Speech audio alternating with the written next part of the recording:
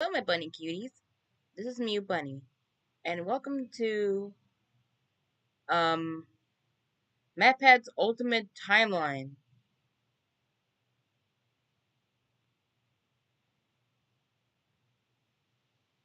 Ultimate FNAF timeline is finally complete. The pieces are in place for us. Now all we have to do is put this story of tragedy, jealousy, and loss back together.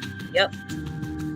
Hello, Internet! Welcome to Game Theory, the show that feels like a kid revealing the class project that he's been working on all year. Except here, it's the class project that I've been working on for the past decade of my life. This one is big, my friends, and I gotta admit, kinda nervous. I haven't attempted a timeline video on this franchise since 2018. Back in the days when Mike was the crying child, Afton coming back was actually a surprise, and Fazgoo wasn't a phrase I'd ever thought I'd have to utter. But since the last time I did something like this, we've had 3 more massive games, the death and revival of the FNAF movie, and more robot kids than you can shake a staff bot at. It is exhausting trying to keep track of this whole franchise, which honestly is why I'm here today. The lore at this point is complicated. It is full of speculation and theory, so to hopefully make it a little easier for everyone and to give us all a baseline to talk about this franchise moving forward into the future, it's time to reveal my current working FNAF timeline. But just before I do, I just want to explain a couple of things. First, this timeline is massive. Seriously, it is huge. This thing towers over any video project we have ever done on the channel. But when you look at the totality of this franchise, the story of FNAF really boils down to the story of one man, William Afton. His successes, his failures, his rise to becoming co-owner of one of the most successful restaurant franchises in the world, and his eventual fall to the monsters he helped to create, only to then be reborn in a new digital form later. That's why I've decided to split this timeline into 3 main chunks. The foundation of Freddy's, how the business started and how it came into being, the Afton era, William's decades-long murder spree, and post-Purple Guy. Basically modern FNAF, everything that happens after the Pizzeria Simulator fire. And because there are lots of new big revelations in this thing that seemingly come out of nowhere, as well as just points I want to talk about further, I decided to dedicate 1 episode to each chunk. I originally wanted it to be one seamless continuous video, but it just felt incomplete without some sort of explanation at the end of each one. Once this whole thing's done, I promise I'm gonna merge all the narrative bits into one massive video so you can just skip my explanations, but for now, this just felt like the best, most satisfying, most complete way to do this. That being said, this is still about the story, the broad strokes of the franchise. So in order to make sure that you guys know that I'm not just pulling answers out of thin air, not only am I discussing some of the more controversial bits at the end of each chunk, we're also putting in a handy little graphic in the bottom left-hand corner of the screen which will show thumbnails, video titles, books, and any other citations that we need throughout the video. So if you wish to understand that specific statement in more detail, you know exactly where we've taken it from. That way you can look into those details for yourself. So sit back, grab some popcorn, or your pitchforks if you're the type to get upset when I say something controversial, and make sure that you subscribe, since this is going to be a video that you're going to want to come back to a few times in order to fully dissect. Without any more waiting, I present to you the story of a loving, obsessive father who slowly descended into madness, and along the way, discovered the secret to eternal life.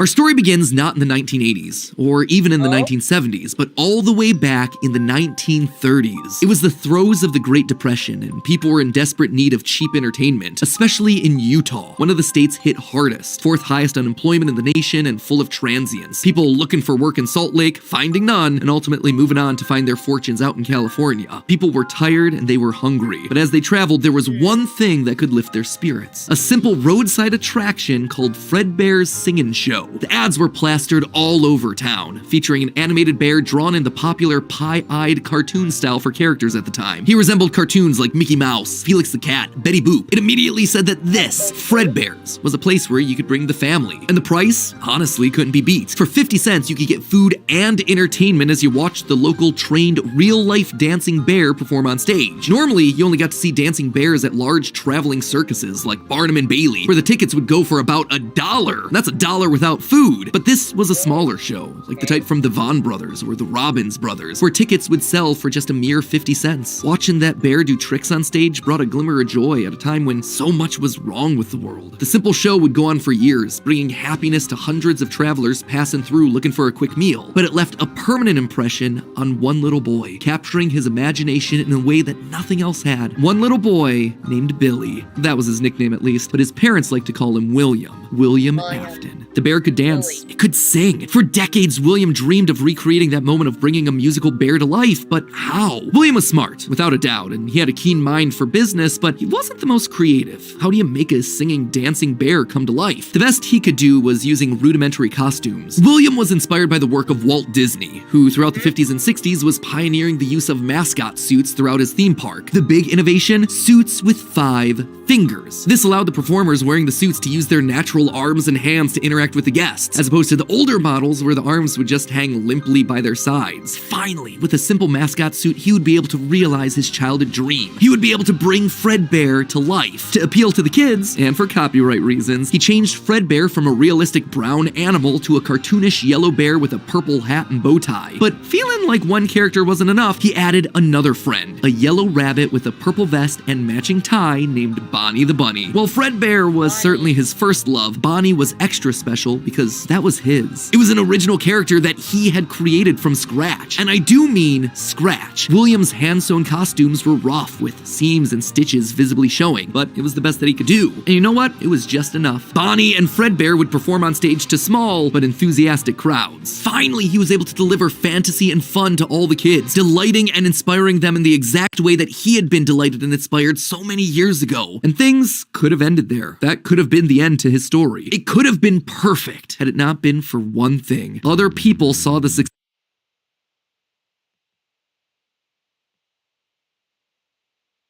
But now the presence of Oh boy. If you win, you will have your freedom. I'm going to need a gun. John Wick, chapter rated R. Sorry about that. Moving forward with node Another positive one. breast cancer is overwhelming, but I never just found my way.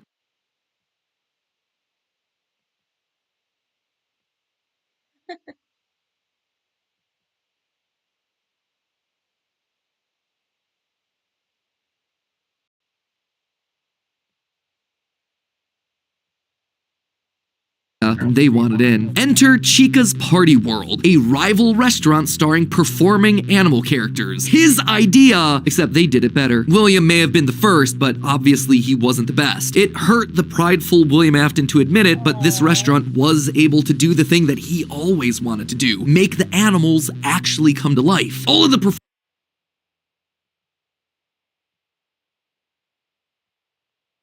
Hey, baby, I have a question. And then Roy, but say something in the comments, Roy. As Chuck E. Cheese is like gonna come first or Showbiz Pizza? Because I think Showbiz Pizza actually like comes in first. First, just saying. performers in this restaurant were robots, simple metal skeletons that were powered by battery packs, but all of them able to freely turn and talk and dance on their own, no human required. It was like magic. Magic that came from the mind of a brilliant creator named Henry Emily. This Henry, in some small way, had been able to harness the power of life itself. Afton admired him. He was jealous, to be sure, but he also looked upon this man with awe. Off to one side of Chica's party world was a small cabaret stage featuring an elephant magician. On the other, a hippo known to ramble on and on. That one was more of a joke for the parents, but it was the main stage that was for the kids. A rocking band of characters featuring a yellow chicken thing with a southern drawl named Chica, backed by a band of other country-themed characters, including a pig with a banjo, an upbeat frog from the local swimming hole, and a brown bear with a heavy southern accent. Wait, a bear? But bears were his animals. Why not a cow or a horse? Something to fit the country theme a bit better. Why did it have to be a bear? And adding insult to injury, they had the nerve to call this thing Ned Bear, a direct copy of his own Fred Bear. Whoops, that's gonna leave a mark. No, that was not okay. Afton's jealous admiration turned to hardened bitterness. A bitterness that would only grow over the next couple of years as families continued to choose Chica's party world over Fred Bear's. William just couldn't compete with the appeal appeal of the robots. Eventually, his restaurant would go bankrupt, only to get bailed out by, of course, Henry Emily. Another insult, another humiliation that William wouldn't soon forget.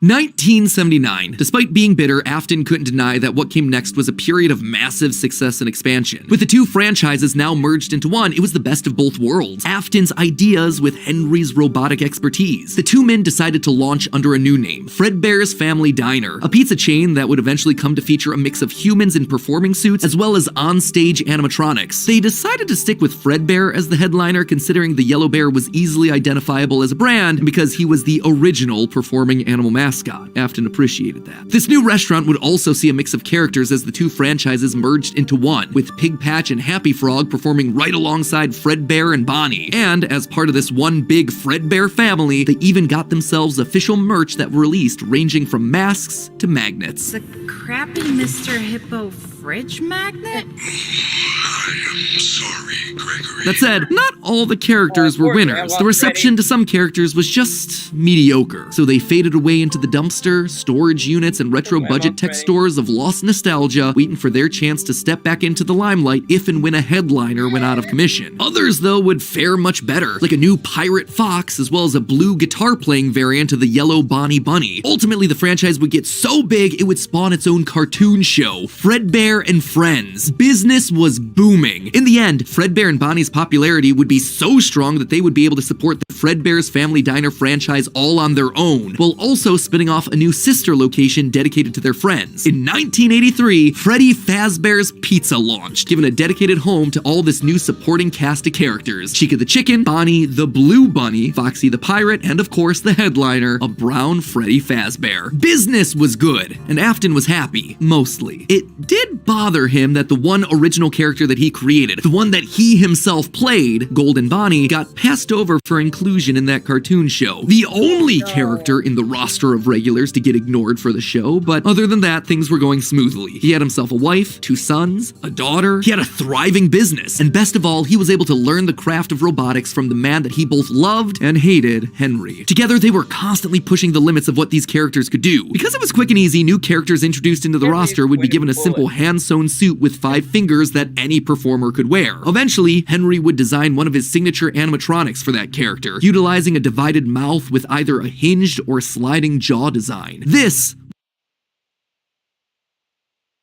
there it is. It's unbelievable that Aldi grocery prices are so low. Aloha saving. It's not a sale, it's an Aldi thing.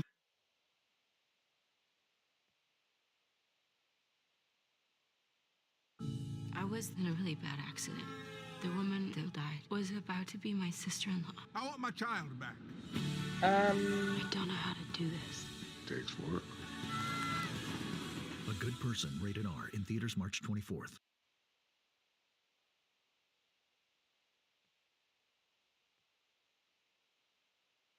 This was the first generation of animatronics. But why stop there? Afton had big ideas. What if the animatronics weren't just locked to the stage, but could freely roam the restaurant and interact with the kids? What if his mascot suits could become animatronics? What if you could use more than just rigid metallic skeletons? Why not experiment with tubes and wires that would give the animatronics fluidity and flexibility while still providing structure? The possibilities for this technology were endless. Afton fell in love with robotics. He had started with a dream of bringing one simple singing bear to life, but with robots, he had stumbled across the tools that gave him the ability to control life itself. And thanks to Henry, he was practically speedrunning his way to an engineering degree. And while William wouldn't admit it out loud, one other thing that kept pushing him forward was the desire to beat his former rival, to prove himself smarter and more capable, to surpass the man who everyone else considered to be a visionary genius. But pride cometh before the fall, and tragedy was about to strike. Okay, so that brings us to the end of part 1 of the story. That said, at the end of each of these chunks, I want to break down some of the logical leaps that I made, since the more narrative format doesn't give me much of a chance to justify a lot of the big decisions. And admittedly, there are some large leaps in here. Let's just start off with Fredbear's Singin' Show, shall we? We know, based on the retro poster that was hidden in Security Breach, that at least at one point, Fredbear was an actual bear. And like I called out in that narrative segment, dancing bear shows were a real form of entertainment. The only problem is that, timing-wise, none of our main characters would be the people in charge of that business in the 30s, 40s and a series of pizza restaurants in the 80s without him just being extremely old. Best case scenario, if Afton's running the singing show when he's 18, that still puts him at nearly 70 when the first pizzeria opens and his murder spree begins. That just doesn't make a lot of logical sense because he doesn't become immortal until his first death in Springtrap. That's why I suspect that Fredbear's Singing Show was either a family business that Afton then carried on to a new generation, or something that he saw as a kid and just wanted to recreate when he grew up. The Fredbear Singing Show thing also starts laying the groundwork for some of the core elements of this story, that Freddy's was a place of fantasy and fun, and that Afton, despite eventually falling to become the heartless serial killer and mad scientist that we know him as, began as someone with good intentions and a love of entertaining kids. He wanted to bring things to life from the very beginning, a theme that recurs a lot for him throughout the rest of the franchise. Next up, let's talk about those mascot costumes. One thing that I keep going back to is the design of Glitch Trap. It's a handcrafted suit. You can see the seams and everything. It even has 5 fingers for the performer's hands. It is very much not a Springtrap suit. This is something much more rudimentary. It came at a time before animatronics were a part of the story. That's why I suspect that it was actually the first, predating literally everything. It's also a suit that is very personal to Afton. He put his digital consciousness in that form. It's his personal avatar. It's the way that he sees himself. There's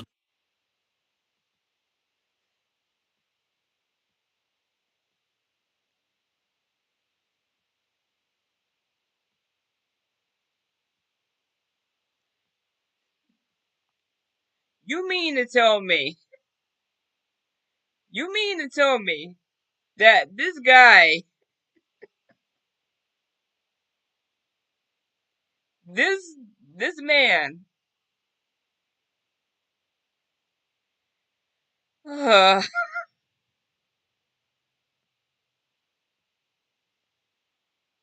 you know what? I'm not. You know what? I'm not even gonna say it. Nope. Nope. Nope. Forget it. Nope. I'm not gonna say it.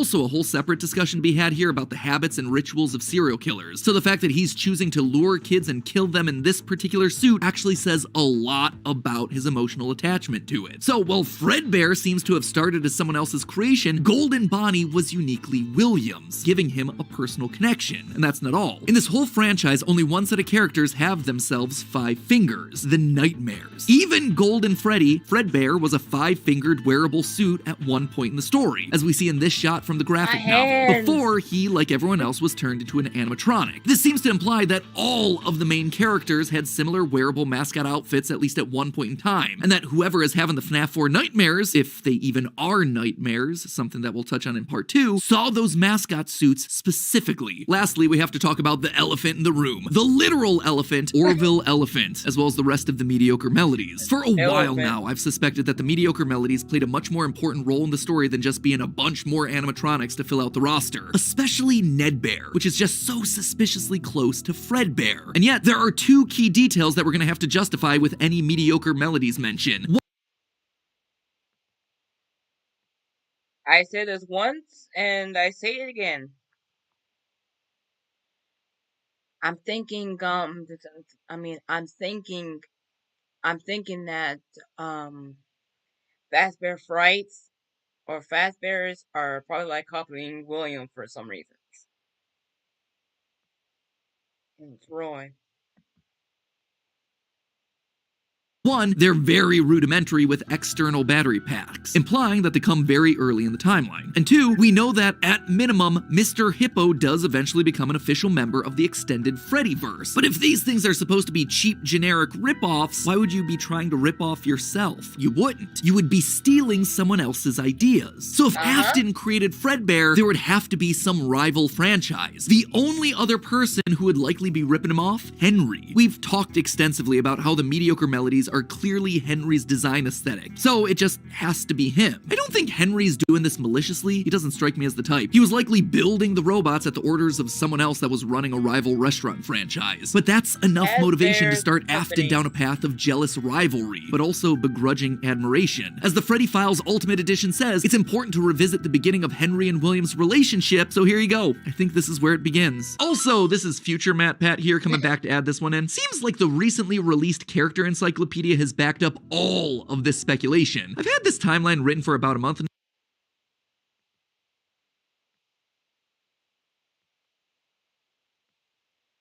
I am not getting this book. No, I am not getting this book.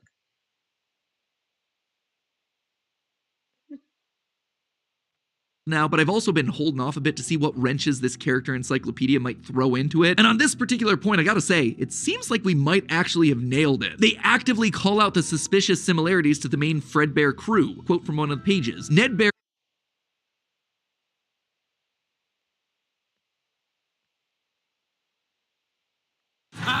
We're reinventing our network so you can deliver. Copyrighted. Copyrighted. No. No. Copyrighted.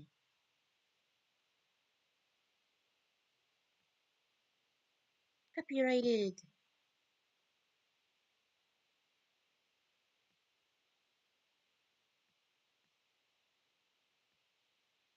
pages. Ned Bear looks like an imitation, altered just enough to avoid copyright issues. I don't know about you, but that seems to imply that we were right on the money. Knowing all of this, at one point the franchises had to have merged. That's really the only way that you get Mr. Hippo from the rival franchise as part of the Fazbear crew. This also mirrors a lot of what happened in the real-life history of Chuck E. Cheese, with two rival restaurants, each with their own casts of characters, merging to become one unified brand. Again, we've gone into that in detail with other videos, just wanted to remind you all of that here. But why would I call out the rival restaurant as being named Chica's Party World? Few things. Wait, I'm sorry. I mean, I'm sorry. I'm sorry for like rewinding.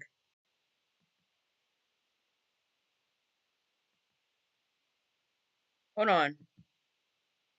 Cheese, with two rival restaurants, each with their own casts of characters, merging to become one unified brand. Again, we've gone into that in detail with other videos, just wanted to remind you all of that here. But why would I call out the rival?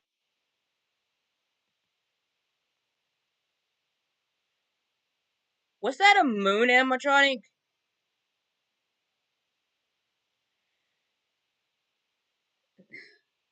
Was that a moon animatronic?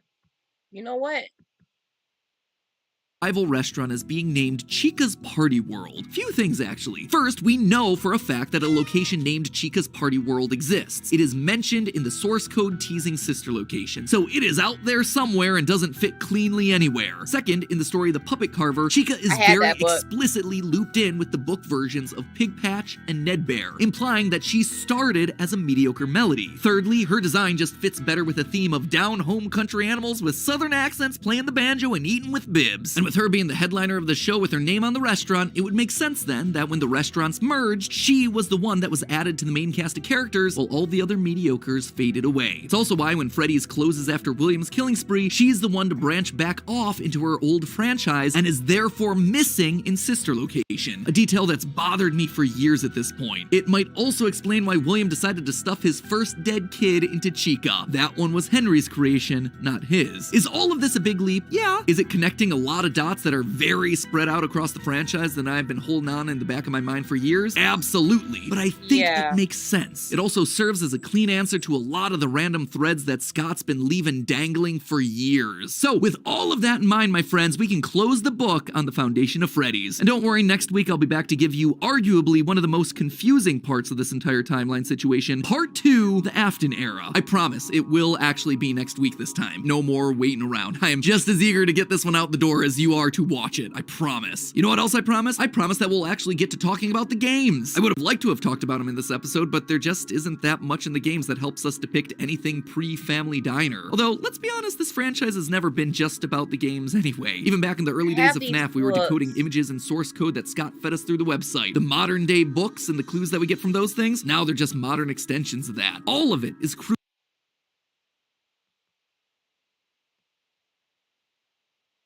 I do not have that book because it's too creepy. It is. Ooh, it is way too creepy.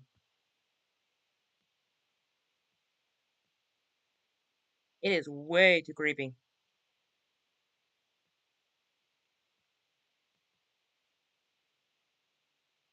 Crucial to understanding this franchise and its lore. Unless, of course, Steel Wolf finally gets around to making that Fredbear's Family Diner game they want to make so badly. I've always would love to do I is hope get they kind of do. back to.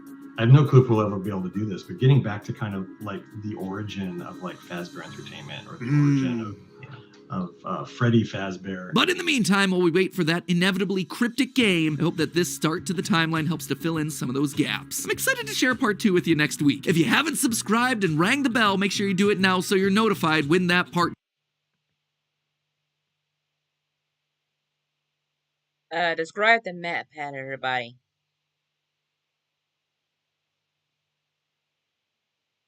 Do it. Do it.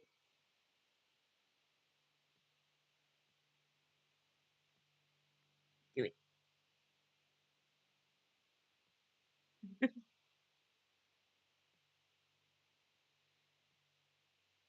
I gotta go, my bunny cuties. See ya.